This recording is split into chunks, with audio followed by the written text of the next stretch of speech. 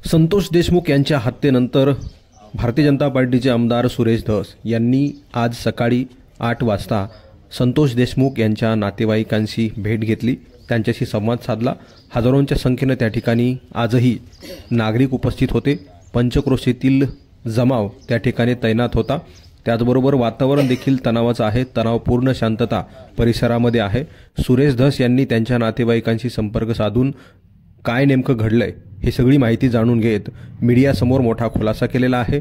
या सगळ्या प्रकरणाची स्थानिकच्या पोलीस अधिकाऱ्याच्या हस्ते व्हावी अशा प्रकारची मागणी सुरेश धसांनी केलेली आहे आणि संतोष देशमुख यांना न्याय मिळवून द्यावा ही सुद्धा मागणी सुरेश धस यांनी केली आहे। हे फक्त मसाजोगपुरती तीव्र संतापाची लाट उसळलेली नाही, ही लाट संपूर्ण जिल्ह्यामध्ये आहे। संपूर्ण जिल्ह्याला या गोष्टीचा राग आलेला आहे। सगळेच लोक द्वेषानं बोलतायत। इतकी महाभयंकर, अतिशय निर्घोण, अतिशय चुकीच्या पद्धतीने ही हत्या आणि अतिशय किरकोळ कारणासाठी, एवढ्या क्षुल्लक कारणासाठी एखाद्या व्यक्तीचा जीव घेतला जातो, ही मला वाटतं बीड जिल्ह्याच्या इतिहासातली पहिली घटना आहे।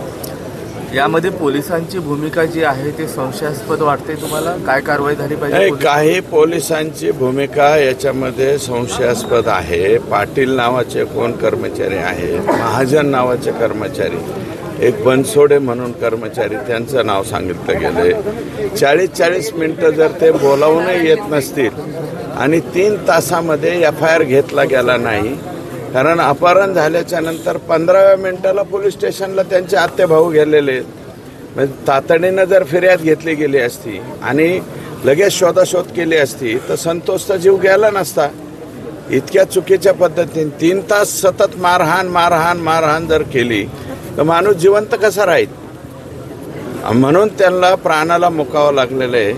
त्यामुळं जर त्यांची इन्व्हॉल्वमेंट, मी बेजबाबदार स्टेटमेंट करणार नाही, परंतु पुढील तपासामध्ये जर आता इथं सगळ्या ग्रामस्थांचा ठराव झाला आहे, कुटुंबियांचा ठराव झाला आहे। अगोदर काही लोकांनी अतिउत्साहामध्ये CID चौकशीची मागणी केली वेगवेगळी, परंतु इथं CID चौकशीची गरजच नाही। आमचं सर्वांचं मत असं झालं आहे की ॲडिशनल SP पांडकर साहेब यांच्या अध्यक्षतेखाली या घटनेचा तपास व्हावा आणि ते मला असं वाटतं कॅपेबल आहेत।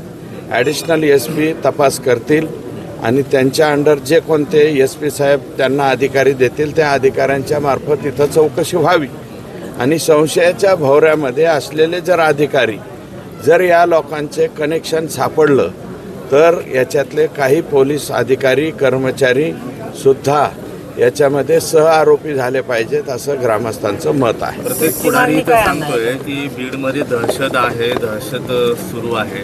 नेमकी कुणाची दहशत आहे? खरंच बीड हे महाराष्ट्राचं बिहार होते का? हे काय, बीड जिल्हा याच्यामध्ये प्रचंड प्रमाणात बदनाम होतोय असं माझं स्वतःचं मत आहे। जे कोणी आका बाका कोण जे आहेत त्यांनी जरा मला वाटतं त्यांचं मन आवरलं पाहिजे आणि नवीन पोरांना, तरुण पोरांना गुन्हेगारीकडे वळण्यासाठी जे प्रोत्साहित केलं जाते ते प्रोत्साहित करण्यापासून त्यांनी रोकावं। ते जे आका आहेत त्यांच्या आकाच्या आकांनी त्यांना समजून सांगावं असं माझं स्वतःचं मत आहे। काय मागणी असणार आहे तुमची मुख्यमंत्र्यांकडे, राज्य सरकारकडे? मुख्यमंत्री महोदय देवेंद्रजींकडे आम्ही हीच मागणी करणार आहोत की निष्पक्षपातीपणे या घटनेची चौकशी झाली पाहिजे आणि ते स्वतः, मला असं वाटतं राज्याचे कुठलेही मुख्यमंत्री नाही आणि ते तर स्वतः जवळपास 1.5 टर्म त्यांच्याकडं गृह खातं राहिलेलं आहे।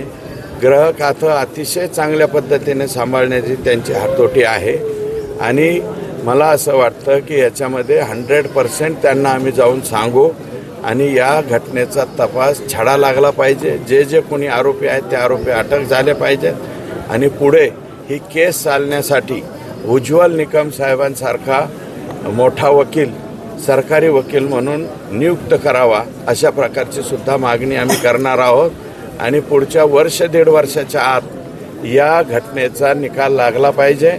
या आरोपींचा जामीन नाही झाला पाहिजे, अंडर ट्रायल ही केस चालली पाहिजे, अशा प्रकारची मागणी आम्ही त्या ठिकाणी करणार आहोत.